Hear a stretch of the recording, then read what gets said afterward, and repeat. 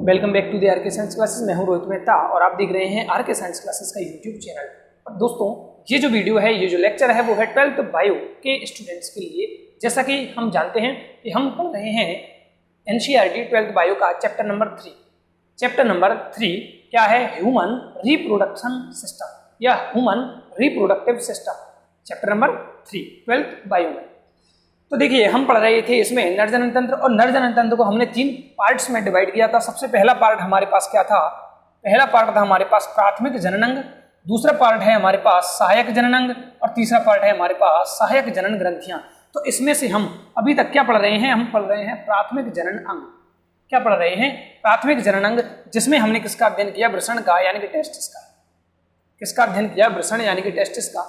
अब हम पढ़ने जा रहे हैं आज से दूसरा पार्ट, जो है हमारा सहायक जनन अंग। अब सहायक जनन अंग में हमें क्या पढ़ना है? हमें 4 चीजों का अध्ययन करना है। किसमें? सहायक जनन अंग में। कौन कौन सी 4 चीजें हैं? तो हमारे पास आपको दिखाई दे रहा है, सबसे पहले अधिवृषण है। सबसे पहले क्या है? एपिडिडाइमिस अधिवृषण है। दूसरा शुक्र वाहिनी। दूसरा क्या है? शुक्र वाहिनी, या इसको शुक्र वाहक कहा जाता है।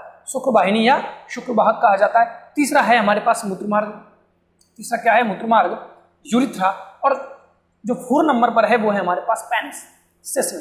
तो अब हम आज की वीडियो में मैं क्या पढ़ाने वाला हूं? सबसे पहले तो हम एपिडिडाइमिस का अध्ययन करेंगे, उसके बाद बास डिफरेंस का अध्ययन करेंगे, और उसके बाद हम यूरिथ्रा का अध्ययन करेंगे। इन 3 टॉपिक्स को मैं इस वीडियो में क्लियर करने की कोशिश करूंगा। और लेकिन जो हमारा 4th जो टॉपिक है सेसन, इसको मैं अगले लेक्चर में शूट करूंगा, क्योंकि ये थोड़ा सा लेंदी होगा। इसके बाद हम पढ़ेंगे अगली वीडियो में आज इन तीनों टॉपिक्स को, अगली वीडियो में इनको, और अगले का मतलब तीसरा वीडियो आज के बाद जो आएगा वो होगा हमारा सहायक जनन ग्रंथियां। और एक वीडियो में मैं किसको कंप्लीट करूंगा? प्रोस्टेट ग्रंथि का ऊपर, या बल्बो यूरिथ्रिक ग्रंथि और शुक्राशय। इन तीनों ग्लैंड्स को मैं क्लियर करूंगा। तो चलिए दोस्तों, स्टार्ट करते हैं हम कहां से? अधिवृषण से। तो हेडिंग लगाइए सबसे पहले तो सहायक जनन अंग। पार्ट ए हमने इसको डाला था, तो पार्ट बी कौन हो जाएगा? सहायक जनन अंग। इसको भी हटा देते हैं। क्या है हमारे पास आज की हेडिंग? सहायक जनन अंग। हमारे पास आज की हेडिंग है सहायक जनन अंग। देखिए, प्राथमिक जनन अंग तो हमारे पास क्या होता है? वृषण होता है। प्राथमिक जनन अंग तो क्या होता है? वृषण होता है, टेस्टिस होता है। इसके बाद जो भी अंग हमारे इस जनन तंत्र में काम आते हैं उनको कहा जाता है सहायक जनन अंग। और सबसे पहले हम इसमें किसका अध्ययन करने वाले हैं? हेडिंग लगाते हैं हम। सबसे पहले अधिवृषण। अधिवृषण क्या है? अधिवृषण। इसको अंग्रेजी में एपिडिडाइमिस कहा जाता है। एपिडिडाइमिस क्या कहा जाता है? एपिडिडाइमिस। एपिडिडाइमिस। एक मिनट दोस्तों, थोड़ा सा अंधेरा लग रहा है मुझे, थोड़ा सा पर्दा खोल देता हूं। 1 मिनट। अब थोड़ा सा ठीक है। अब थोड़ा सा चेहरे पर फोकस है, शर्ट पर फोकस है, बोर्ड पर नहीं, पर्दे का। तो चलिए, सहायक जनन अंग में हम सबसे पहले बात किसके बारे में करेंगे? तो हम बात करेंगे अधिवृषण, एपिडिडाइमिस। क्या है? एपिडिडाइमिस। याद रखिएगा नाम, अधिवृषण, एपिडिडाइमिस। अब देखिए, इसका नाम क्या है? सबसे पहले तो हमारे पास क्या है इसका नाम? अधिवृषण। अधिवृषण। वृषण हम पढ़ चुके हैं, इसका अध्ययन हम कर चुके हैं। अधि का मतलब बेटा होता है ऊपर।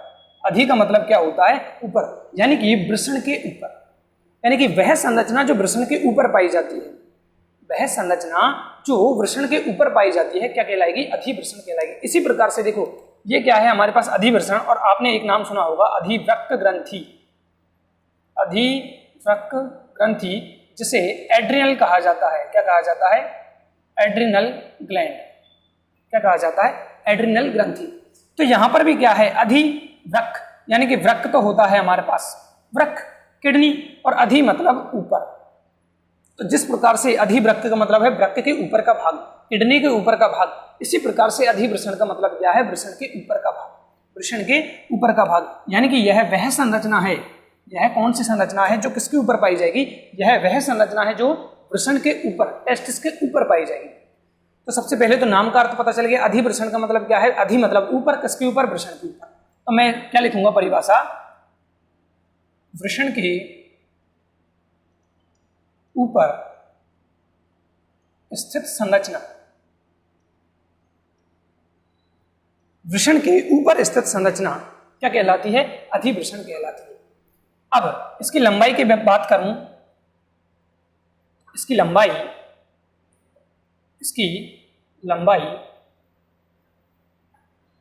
काय का चिन्ह बेटा? लगभग का, लगभग एक ही बना देता हूं, लगभग 6 सेंटीमीटर होती है। अब ये कैसे कहां से आ रही है मैं एक बार दिखाना चाहता हूं चित्र बनाकर। तो देखिए, याद कीजिए, ये हमने क्या पढ़ा था? वृषण पढ़ा था। यहां से बहुत सारी, कितनी, 15 से 20 नलियां वृषण से बाहर निकली थी। याद करना, यहां पर जो हमारी आंतरिक लेयर थी ये इस प्रकार से अंदर की ओर धसी हुई थी। याद कीजिए, यहां पर कौन थी? शुक्रजनन नलिकाएं थी, और ये यहां पर एक वृषण जालक का निर्माण कर रही थी। इसका निर्माण कर रही थी, वृषण जालक का निर्माण कर रही थी। तो ये तो क्या थी हमारे पास? शुक्रजनन नलिकाएं, सेमिनिफेरस ट्यूब्यूल्स। यहां क्या थी? ये शुक्रजनन नलिका है। शुक्रजनन नलिका मिलकर एक जाल का निर्माण करती है जिसे रेटिटेस्टिस कहा था हमने, वृषण जालक कहा था हमने। इसके बाद यहां पर क्या बनती है? ये शुक्रवाहिका बनी। क्या बनी? शुक्रवाहिका। नाम याद कीजिएगा, शुक्रवाहिका क्या है? वास इफेरेंसिया। क्या है? वास इफेरेंसिया। कहाँ है? ये जो नलिकाएं वृषण से बाहर निकलती हैं ये क्या कहलाती है? वास इफेरेंसिया कहलाती हैं, शुक्रवाहिका कहलाती हैं, या अपवाहिक या अपवाहक कहलाती हैं। अब देखिए, ये जो संरचनाएं हैं, यानी कि ये जो हमारी शुक्रवाहिका है, ये एक ऐसी संरचना में बाहर खुलती हैं। ऐसी संरचना में, इस संरचना में बाहर खुलती हैं। तो देखिए, ये संरचना क्या है? ये संरचना है हमारे पास अधिवृषण। ये कौन सी संरचना है? अधिवृषण। और अधिवृषण को 3 भागों में डिवाइड किया गया है। अधिवृषण को 3 भागों में। ये जो संरचना है सबसे पहले जिसमें कौन खुलती है? शुक्रवाहिका खुलती है, तो इसको कहेंगे शीर्ष अधिवृषण। क्या कहेंगे इसको? शीर्ष अधिवृषण। ये जो छोटा पार्ट है, ये जो बीच का पार्ट है, इसको कहेंगे मध्य अधिवृषण। और इसके बाद जो नीचे के भाग होगा ये यहां से ऐसे होता है, इसको कहते हैं हम पुच्छक अधिवृषण। क्या कहा? इसको तो मैंने कहा शीर्ष अधिवृषण, ये क्या कहा? मध्य अधिवृषण, और इस भाग को कहा मैंने पुच्छक अधिवृषण। यह सबसे बड़ा भाग होता है, ये बीच का भाग होता है, और ये सबसे निचला भाग होता है। डिटेल में लिखेंगे अभी, इनको मैं लिखूंगा, आपको लिखते चलना है अपने नोट्स में। तो क्या कहा मैंने कि वृषण है, उसके ऊपर एक संरचना पाई जाती है कि वृषण के ऊपर स्थित संरचना को हम अधिवृषण कहते हैं। अधिवृषण क्या करता है? किडनी को, सॉरी किडनी नहीं, वृषण को ढके रहता है। अधिवृषण क्या करता है? वृषण को ढके रहता है। और इस संरचना को हमने 3 भागों में बांटा है, शीर्ष अधिवृषण, मध्य अधिवृषण और पुच्छक अधिवृषण। और टोटल इसकी लंबाई यहाँ से यहाँ तक कितनी होती है? इसकी लंबाई होती है लगभग 6 सेंटीमीटर। कितनी होती है? लगभग 6 सेंटीमीटर। और ये काफी कुंडलित नली होती है, काफी कुंडलित नली होती है। तो आइए इसके बारे में लिखते हैं, ये चित्र बनाने की जरूरत नहीं है। तो शीर्ष अधिवृषण कौन सा भाग होगा? जिसमें शुक्रवाहिका खुलती है। शुक्रवाहिका कहाँ से आ रही हैं? तो शुक्र जो हमारे पास नलिकाएं थी, शुक्रजनन नलिका, शुक्रजनन नलिकाएं मिलकर क्या बनाती है? रेटिटेस्टिस, वृषण जालक बनाती हैं। और वृषण जालक 15 से 20 नलिकाओं द्वारा वृषण से बाहर खुलता है। इनको कहा था हमने शुक्रवाहिका। वास इफेरेंसिया। क्या कहा? वास इफेरेंसिया। और ये काफी कुंडलित भाग में खुलती हैं, जिसे कहते हैं हम अधिवृषण। क्या कहते हैं? अधिवृषण। अब टोटल ओवरऑल जो हमारे पास एपिडिडाइमिस यानी कि अधिवृषण है, इसको 3 पार्ट्स में डिवाइड किया गया है। एक तो शीर्ष अधिवृषण, दूसरा मध्य अधिवृषण और तीसरा पुच्छक अधिवृषण। लिखते हैं इसके बारे में। आई होप समझ में आ रहा होगा। तो इसकी लंबाई कितनी होती है? लगभग 6 सेंटीमीटर होती है। और यह अत्यधिक कुंडलित भाग है। यह कैसा भाग है? अत्यधिक कुंडलित भाग है। बहुत कुंडलित पाई जाती है, कुंडल पाई जाती है इसमें। ठीक है, यह अत्यधिक कुंडलित भाग है एवं यह चपटी संरचना है। एक लाइन और छोड़ दीजिए। एवं यह चपटी संरचना है। कैसी संरचना है? चपटी। अत्यधिक कुंडलित भाग इसकी विशेषता है, याद रखिएगा। और कहाँ स्थित है? तो वृषण के ऊपर, यानी कि क्वेश्चन बनता है वृषण के ऊपर स्थित संरचना को कहा जाएगा एपिडिडाइमिस अधिवृषण। कैसी संरचना है? अत्यधिक कुंडलित। जैसे छोटी आंत बड़ी आंत होती है, बड़ी आंत तो कम कुंडलित होती है, लेकिन छोटी आंत जो होती है वो बहुत ज्यादा कुंडलित होती है। अब मैं क्या लिखूंगा कि अधिवृषण को एपिडिडाइमिस, अधिवृषण को कितने भागों में? 3 भागों में विभाजित किया गया है। समझा चुका हूँ बेटा कौन कौन से भाग हैं हमारे पास। तो सबसे पहले हमारा जो ए पार्ट है वो क्या कहा हमने, शीर्ष अधिवृषण। क्या कहा था, शीर्ष अधिवृषण। तो पहली हेडिंग लगाएंगे हम इसमें। कितने भाग हैं टोटल, 3 भाग हैं। सबसे पहला भाग शीर्ष अधिवृषण। कौन सा, शीर्ष अधिवृषण। इसको कैपेट एपिडिडाइमिस भी कहा जाता है। कैपेट एपिडिडाइमिस, क्योंकि अब देखो कैप की तरह ढके हुए है। किसकी तरह, टोपी की तरह। अभी संरचना बनाई थी हमने, ये वृषण है तो ये क्या पाया जाएगा, ऐसे अधिवृषण होगा। फिर यहाँ से दूसरी नलिकाएं आगे चलती हैं, उनके बारे में भी देखेंगे। तो शीर्ष अधिवृषण ये क्या है, सबसे पहली बात हम पढ़ रहे हैं सहायक जननांग। ये प्राथमिक जननांग नहीं है। प्राथमिक जननांग अंग तो केवल कौन था, टेस्टिस, वृषण। ये क्या है हमारा सहायक जननांग। सबसे पहला कौन, एपिडिडाइमिस। तो एपिडिडाइमिस को 3 भागों में बांटा गया है। शीर्ष अधिवृषण ये कौन सा भाग है, ये जो शीर्ष वाला भाग है, शीर्ष वाला भाग। शीर्ष किसके ऊपर का भाग है, वृषण के ऊपर का शीर्ष भाग, जिसमें कौन सी शुक्र वाहिकाएं आकर खुलती हैं। तो क्या लिखेंगे इसमें हम लिखेंगे यह वृषण के ऊपर का, यह वृषण के ऊपर का, किसके ऊपर का, वृषण के ऊपर का, यह वृषण के ऊपर का चौड़ा भाग है, चौड़ा भाग है, जिसमें कौन आकर खुलती हैं, हमने बात की थी जिसमें शुक्र वाहिकाएं आकर खुलती हैं। तो जिसमें शुक्र वाहिकाएं, वास इफेरेंसिया, शुक्र वाहिकाएं आकर खुलती हैं। कौन खुलती हैं, तो आंसर आएगा शुक्र वाहिकाएं, वास इफेरेंसिया। कौन आकर खुलती हैं, वास इफेरेंसिया। याद करना बेटा, शुक्र वाहिकाएं खुलती हैं, शुक्र वाहक नहीं खुलेगा। शुक्र वाहिकाएं आकर खुलती हैं, शुक्र वाहक नहीं खुलेगा। अब जहां पर भी देखो शुक्र वाहिकाएं नजर आए ना, मतलब वाहिकाएं मतलब छोटी कोशिकाएं हैं, छोटी नलिकाएं हैं। और शुक्र वाहक नाम से ही पता चल रहा है कोई वाहक, जैसे नाली और नाला। नाली और नाला, नाली क्या है, छोटी नाली होती है। नाली क्या है, जिसमें पानी जा रहा हो लेकिन छोटी हो। संरचना में कैसी हो, छोटी हो, लंबाई तो हो सकती है खूब लेकिन चौड़ी कम हो। नाला कैसे कहेंगे, जिसकी चौड़ाई बहुत ज्यादा हो, गहराई बहुत ज्यादा हो। तो वही अंतर जो नाली और नाला में है, वही अंतर शुक्र वाहिकाएं और शुक्र वाहक में है।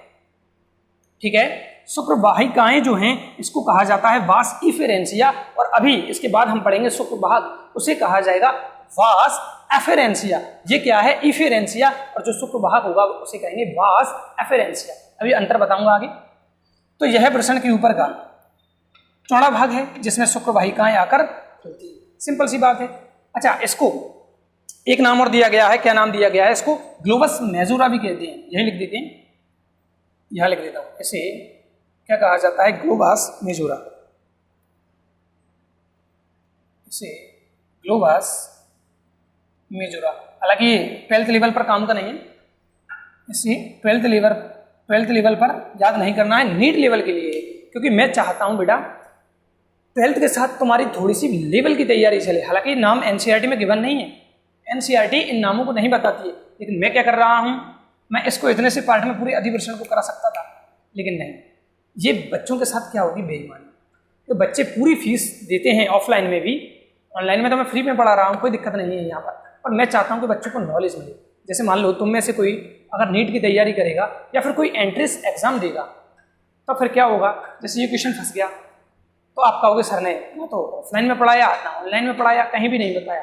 तो ऑफलाइन में मैं शॉर्ट में ही लिखाऊंगा, उतना ही लिखाऊंगा मैं ऑफलाइन क्लास में जितना एनसीईआरटी में गिवन होगा। थोड़ी बहुत ऊपर चल सकते हैं, क्योंकि 12th अभी स्कूल खुलेंगे नहीं। स्कूल नहीं खुलेंगे तो सिलेबस या तो हो सकता है रिड्यूस्ड हो जाए, यानी छोटा हो सकता है, घट जाए। तो याद रखिएगा, मैं सिर्फ ये नहीं चाहता कि 12th लेवल की जानकारी मिले, 12th से थोड़ा उच्च लेवल की आपको एजुकेशन मिले, क्वालिटीदार मिले, वो प्रोसेस है। तो इस पार्ट को क्या नाम दिया, ग्लोबस मेजोरा, क्योंकि मेजर यानी कि बड़ा भाग है। शीर्ष अधिवृषण के बाद दूसरा भाग है हमारे पास मध्य अधिवृषण। मध्य अधिवृषण कौन सा भाग है हमारे पास, मध्य अधिवृषण। मध्य के लिए यूज किया कॉर्पस, और यहां पर क्या आएगा, एपिडिडाइमिस।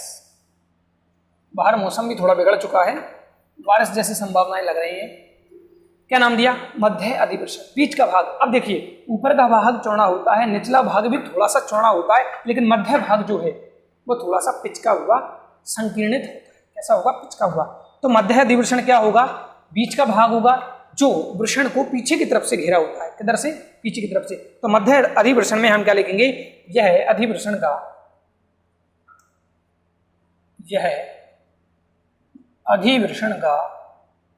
मध्य भाग है।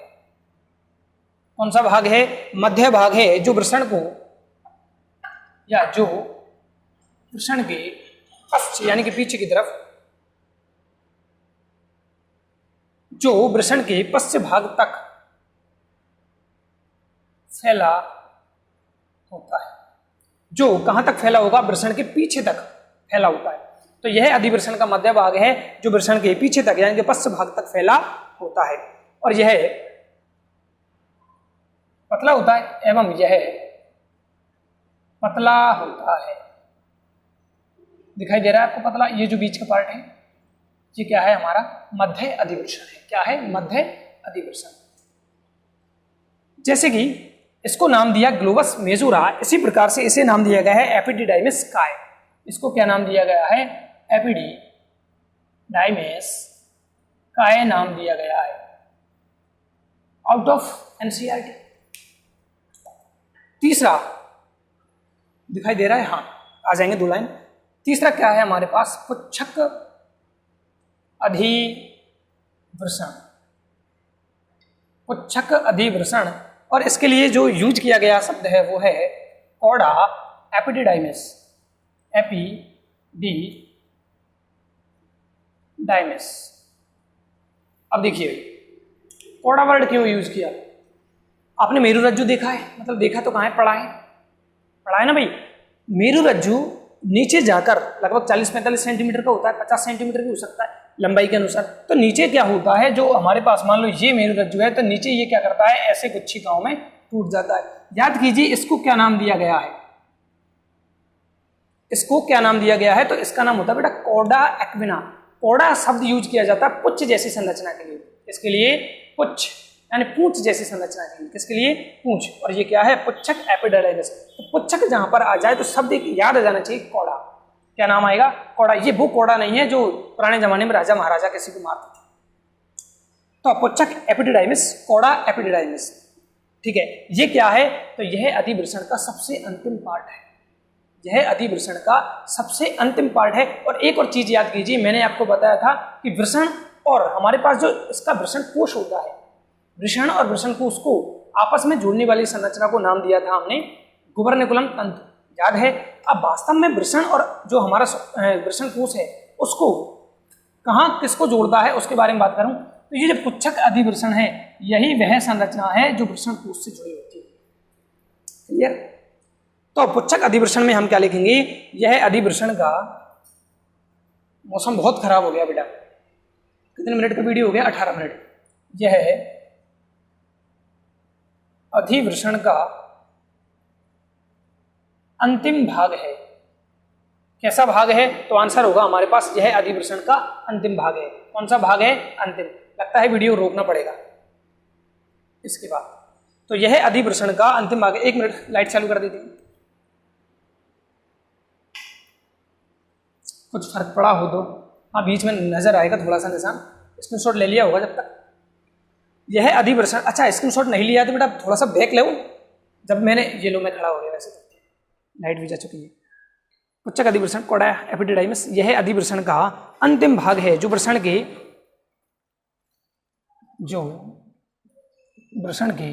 निचले भाग को ढके रहता है। किसको ढके होता है? निचले भाग को ढके होता है। और देखिए जिस प्रकार से पहले वाले पार्ट को हमने नाम दिया ग्लोबस मेजोरा, दूसरे पार्ट को, मध्य पार्ट को नाम दिया हमने एपिडिडाइमिस का है, इसी प्रकार से इसको नाम दिया गया है ग्लोबस माइनोरा। क्या नाम दिया गया है? Globus minora. और एक जो मैंने बात कही है उसको भी यहाँ पर नोट करते हैं। क्या कहा मैंने अभी? कि जो हमारे पास पुच्छक अधिवृषण है इसी के पास कौन से तंतु स्थित होते हैं? तो आंसर होगा गुबर्निकुलम तंतु। कौन से तंतु? गुबर्निकुलम तंतु।